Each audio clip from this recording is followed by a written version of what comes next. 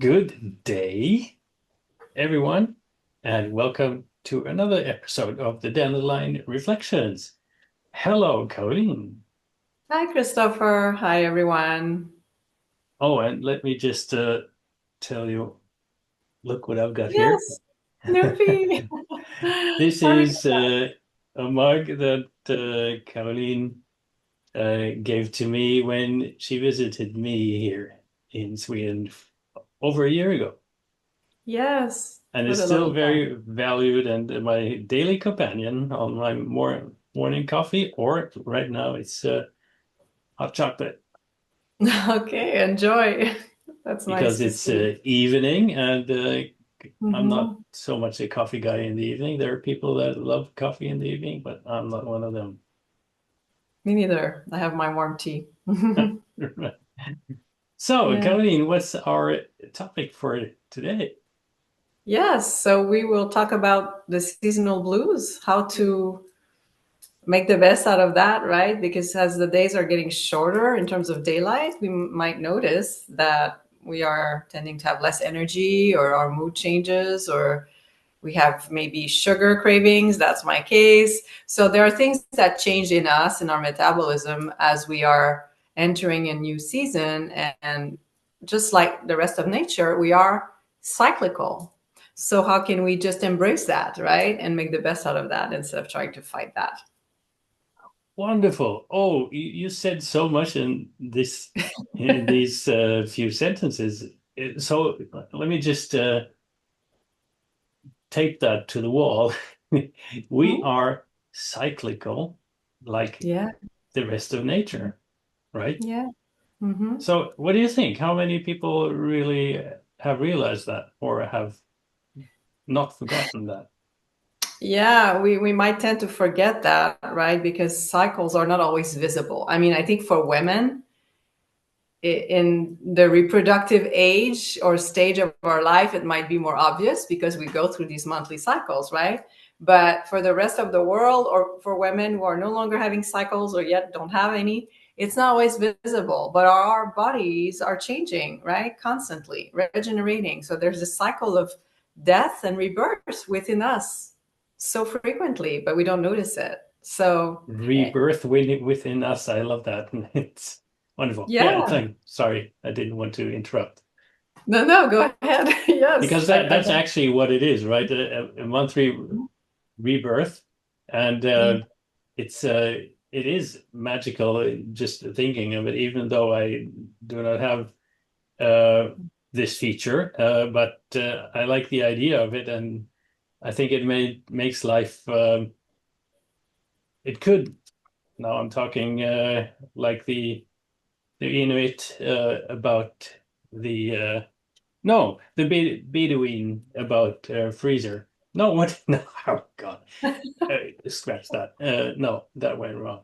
Um, I'm talking about something that I have no idea about, but I think it could make things a lot easier if Hmm. we just embrace it and realize it that this is actually something magical. Hmm. If you want to call it God-given, go ahead. It's Hmm. and Yeah. so is Hmm. everything that is cyclical, right? Yes, yes. We are not going through life in a linear fashion. I think it's a more spiral and yeah, just like nature in the seasons. We go through four seasons in many countries. Sometimes it's two, but there's always some variations, right? Mm. Um, yeah, and so the cycle of like birth, death, and rebirth, it's just all over around us, within us. So, and even psychologically, spiritually. So I feel like when we go through fall, it's a time for harvesting, yes, because after the summer, but also as we enter the winter, there's also a time for going inward. You know, we just retreat in our homes to stay warm, but also we might retreat inside of us. And I think that's a great opportunity for self reflection. So even though there's nothing on the surface that happens, think about those snowy nights where it's like cold and white.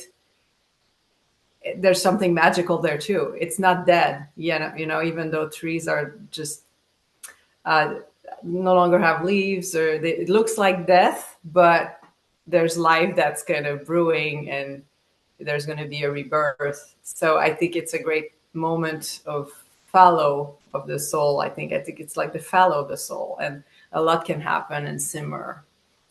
Right. So I think we need to use that opportunity and make the best out of it, and slow down. It's okay to slow down, right? I mean, hibernation, we might go through that a little bit when people have seasonal depression, or it could be a form of that. Yes, there are extremes when it gets really concerning. People are really depressed, and they might seek medical attention. But in general, just a change that doesn't impact their functioning, but is just slowing down. There's nothing wrong with that. And a lot, from my perspective, and my practice, I see that a lot of, I don't want to call it problems, but a lot of challenges um, come from the fact that we try to fight against these Mm-hmm. cyclical Yeah. occurrences. Like if I now we're going into, or we are in the middle of autumn, fall, Mm-hmm. and well, if we look around us, nature is changing flavors and colors, and trees are shedding what they no longer need, or what makes Right. them makes it harder for them to survive winter, right? Mm-hmm. So they totally naturally Mm. let go of what they don't need anymore. Beautiful. This is beautiful. Nature can inspire us to do the same, right? To let go of Right, the patterns we no longer need every fall. exactly. Yeah, I love And that. that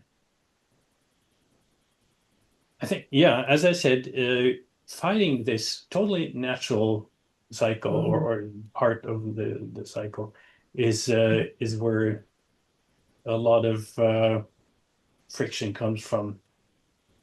Yes, yes, for sure. We inflict a lot of misery on ourselves when we try to Mm. resist or fight something that is natural rather than accepting it and embracing it.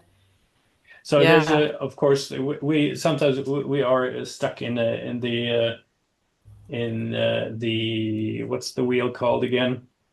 Um, Like a merry-go-round or a cogwheel or. let's take that. Yeah. We're we need to fulfill our roles at the job, or in the Mhm. family, or whatever. And so it's not that easy, we think, Mhm. that we can really let go of things that we don't need. But yes, we can. We can find our small areas where each and every one of us has things that don't serve us any longer, right? Yes, yes, because we're constantly changing, regenerating. Yes, we have to go through these cycles of reassessing what we need and what we Mm. don't need, and in terms of behaviors, attitudes, beliefs. Yes. And I know you're a propagator of journaling. So how can Yes. journaling help us finding what no Mhm. longer is good for us, what we could let go of? Yeah, because it slows down our thinking, and really it's an encounter with oneself, right? Hmm. When you have the pen on paper and write down thoughts and feelings and experiences. So yeah, we have a mirror of what is happening, and we can Hmm. assess if it's still helpful or not. Yeah. Yeah. So how would that prepare us for the winter? What do you think? Yeah, I think the journaling, for instance, is a great way to make the best out of being indoors, or with a warm cup of tea or coffee, and um, being self-reflective. Yes, maybe kind of having how do you call that, a bilan? I don't know how to say that in English, but um, looking back, Hmm. at the whole year, and looking at where we are now and where we're going to go and Hmm. where do we want to go. So just like Yeah. pausing and assessing. Yeah. In nature, Yeah. in winter, everything's about saving energy. As absolutely, yeah. Conserving energy and to prepare for the new birth. And Hmm. so I think maybe we naturally do that too, in winter. And like some people would do some canning goods. My dad actually did Oh that for a yeah, while. that's a And then, pretty cool idea. Hmm. our ancestors, I'm sure, were good at that too. So preparing, yeah, in terms of food supply also. Hmm. And I think it's an opportunity also to celebrate. There are all kinds of traditional holidays, and that brings a sense of connection because we might feel isolated when it's getting colder. We're less outdoors or less outgoing. We feel like retreating, but then we need to be reminded that we're part of a community and it's important to Hmm. maintain connections. So I think adding some traditions that are aligned with our values might be helpful to get through the holidays or to do the seasons that are slower, Hmm. having something that's recurrent that we can look forward to. Or we create our own traditions. It doesn't have to be with people. It could be like a trek in nature, Yes. A lot of people suffer from the that there's a lot less sunlight Yes. Hmm. under yeah, well, we're going to fall and winter, Yeah. and Yeah. there are I can I can just put a little light on, what a nice play of words here. Put a little light on how the Swedish people or the Scandinavian people handle this. They do Yeah. turn on a lot more lights, of course, Uh-huh. in the windows. They have special Mm. lights in the windows so that when you're driving through the dark countryside, you see lights in the windows of the houses to lift Okay. up the mood. And they Hmm. have many have these special cozy lights inside, and Mm. maybe turn on Yeah. some candles. This is Oh. very nice and important for Hmm. many, and that's one way to handle Hmm. this dark period. And the Yes. more up to the north you go, of course, the Yeah. earlier the sunlight disappears, and that's Yes. of my own Hmm. experience, that's a tough time for many people. Yes. That Hmm. Hmm. you leave your house to the job, and it's dark, and you get home, or you leave the job and it's dark. It gets dark, Yes. and up north it gets dark at around 3 o'clock in the afternoon, and Right. that's very, very early. And people, of course, need to eat something Mhm. Yeah. to handle that. So vitamin Yes. D supplements are one way to help that. Hmm. True. Is there, do you have anything else in mind that can help us with the times, Yeah. You've mentioned really good dark points, season? Christopher, already. I would say, yeah, maximizing daylight because the span is so short. I actually developed the habit now of going outside during lunch hour at work. So even like if I can eat outside, no matter how cold it is, I'm going to have a little Hmm. bit of my lunch outside just so that I don't feel like my whole day has been lost because when I went to work, it was dark. And when I came back, it was dark. It's a very Hmm. depressing feeling. So I would say maximizing daylight exposure as much as one can. And yes, the lights at night, I love this, and the candles and finding strategic locations. So there might Hmm. be reflected in mirrors or windows so Oh, that very good idea. really increases it expands and it's amplifies the Right. luminousness luminosity whatever. Hmm. So Yeah, I would say, and moving our body, even if we don't feel like it, because it's Hmm. gonna give us energy, right? So it could be something out inside. I do like to do yoga stretches. You could do dancing, put music on, whatever it is.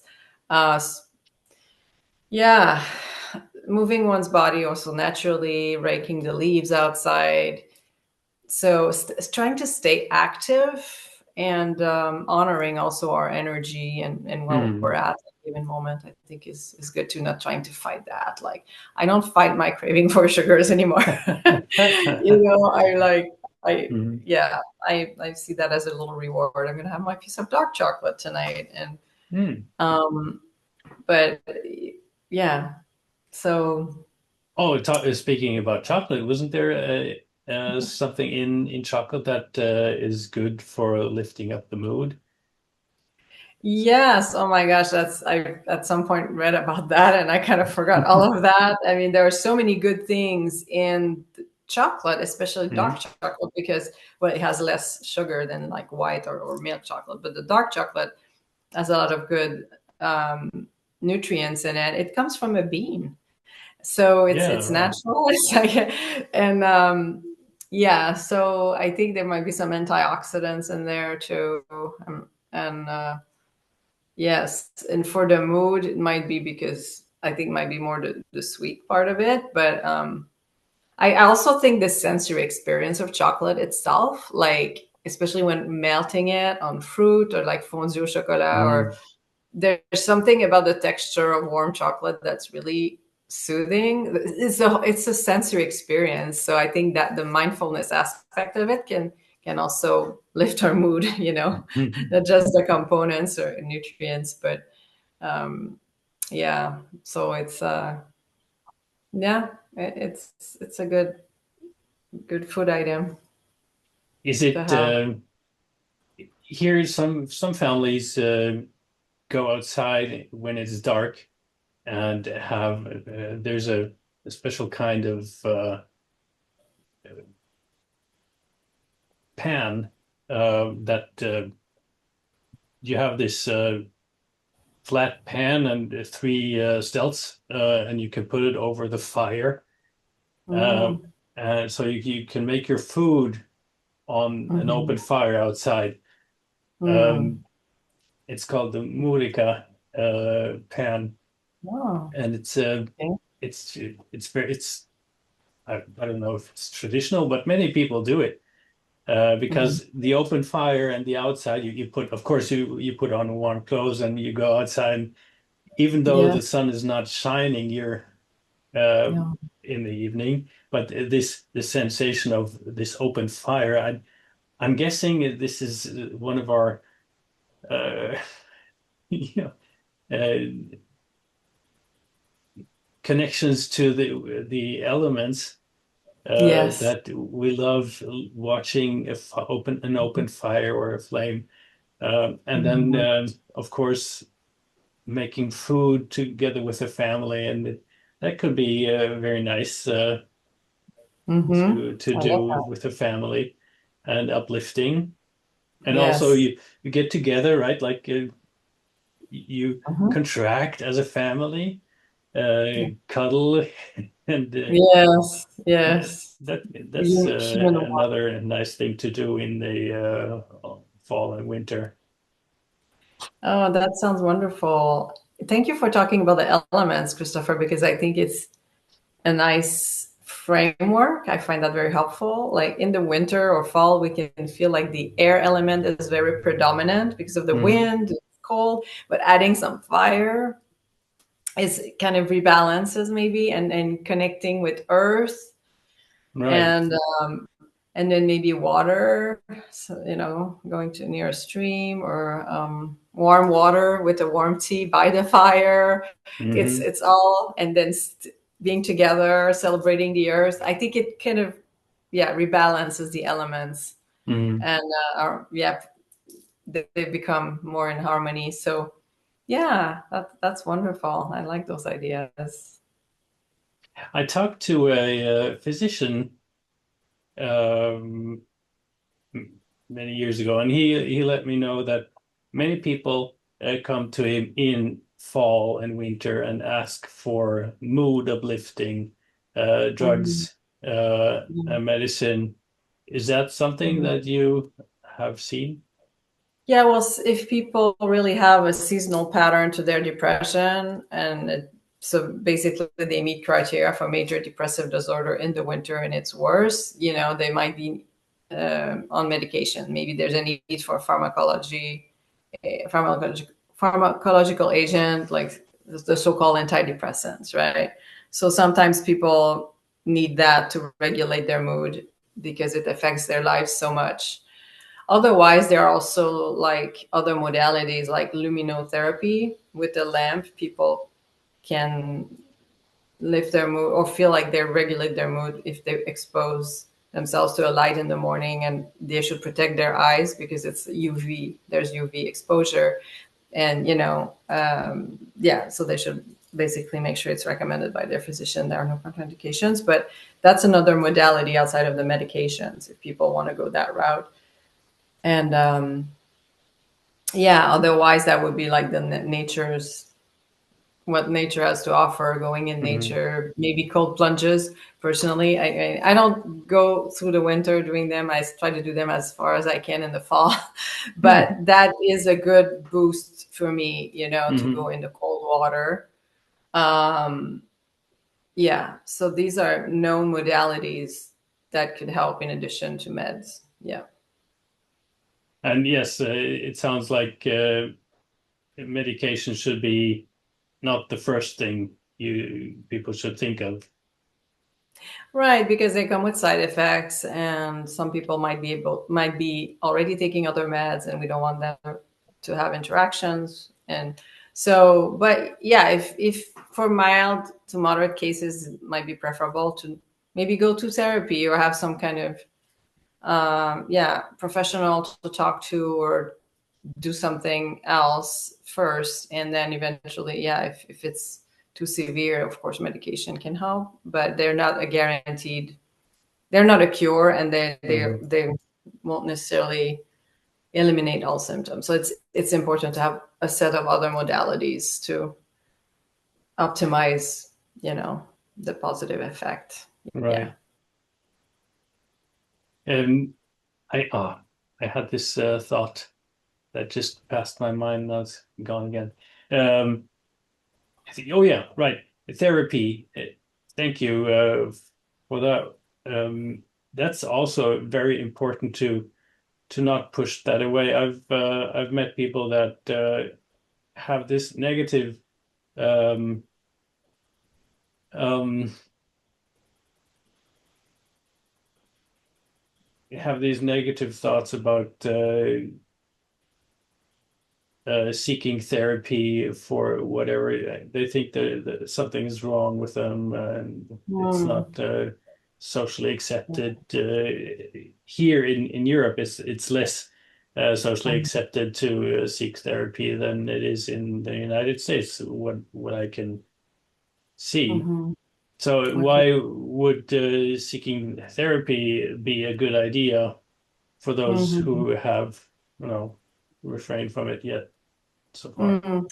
Well, for some people, the isolation is so pronounced that they do need to have a professional to go process emotions with. So that there's nothing wrong with that. It doesn't mean someone is abnormal or defective. On the contrary, I feel like someone who seeks professional help is taking ownership and being responsible for their recovery and wanting to continue to expand and grow. So I think it's actually very admirable.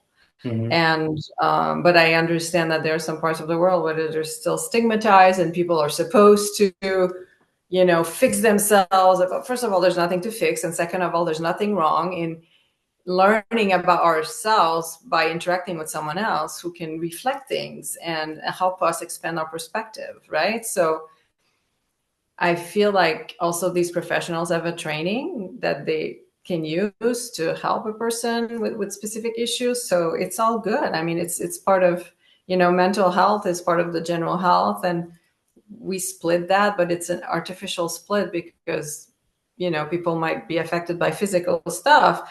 and vice Right. versa. The physical stuff developed from emotional stuff. So we're all in one chunk, and the psychotherapist can help us make sense of things and give meaning to difficult experiences, which we all go through at some point or another. So I would say, if someone has been waiting for a while to see a therapist and work on issues, why not the winter when, there's maybe less to do, or, Right.